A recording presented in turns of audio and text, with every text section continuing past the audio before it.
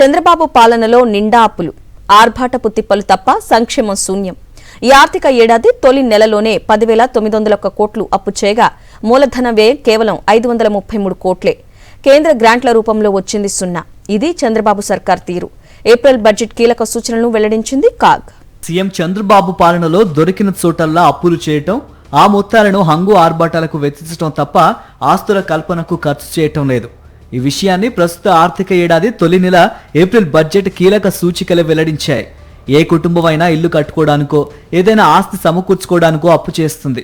ఏదైనా ప్రభుత్వమైనా అప్పు చేస్తే ప్రజలకు ఉపయోగపడే ఆస్తి కోసం ఉపయోగిస్తుంది. అంటే ప్రభుత్వ రంగంలో మెడికల్ కాలేజీల నిర్మాణానికో అప్పులు చేసి తద్వారా వాటిని ప్రజలకు సమకూరుస్తుంది. అయితే చంద్రబాబు ప్రభుత్వం ఏప్రిల్ నెలలో బడ్జెట్ లోపల ఏకంగా 10,901 కోట్ల రూపాయలను అప్పు చేసింది. ఆ మొత్తంలో కేవలం 533 కోట్లను మాత్రమే ఆస్తుల కల్పన కోసం ఖర్చు చేసింది. అంటే మూలధన వ్యయం కోసం వెచ్చించింది. ఏప్రిల్ నెలలో కేవలం 1.10% అనే విషయాన్ని ఏప్రిల్ నెల బడ్జెట్ కీలక సూచికల్లో కాగ్ నివేదిక వెల్లడించింది. బడ్జెట్లో ప్రతిపాదించిన అప్పుల్లో ఒక్క ఏప్రిల్ నెలలోనే ఏకంగా 14.37% మేర అప్పు చేసినట్లు కాగ్ నివేదిక వెల్లడించింది. చంద్రబాబు చేసిన అప్పులను ప్రజలకు ప్రభుత్వ రంగంలో ఆస్తుల కల్పనకు వ్యయం చేయటం లేదని కాగ్ గణాంకాలు స్పష్టం చేస్తున్నాయి. ఏప్రిల్లో కేంద్రం నుంచి గ్రాంట్లను రాబట్టింది ఏమీ లేదని కాగ్ నివేదిక స్పష్టం చేసింది.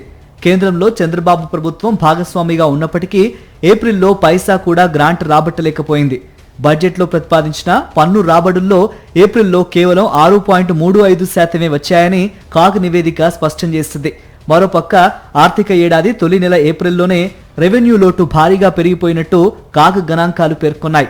బడ్జెట్ ప్రతిపాదనల్లో రెవెన్యూ లోటును 22,002 కోట్లకు పరిమితం చేస్తామని గొప్పగా పేర్కొనగా ఏప్రిల్లోనే రెవెన్యూ లోటు బడ్జెట్ ప్రతిపాదనల్లో 46.17% అంటే 10,277 కోట్లకు చేరినట్టు గణాంకాలు స్పష్టం చేశాయి.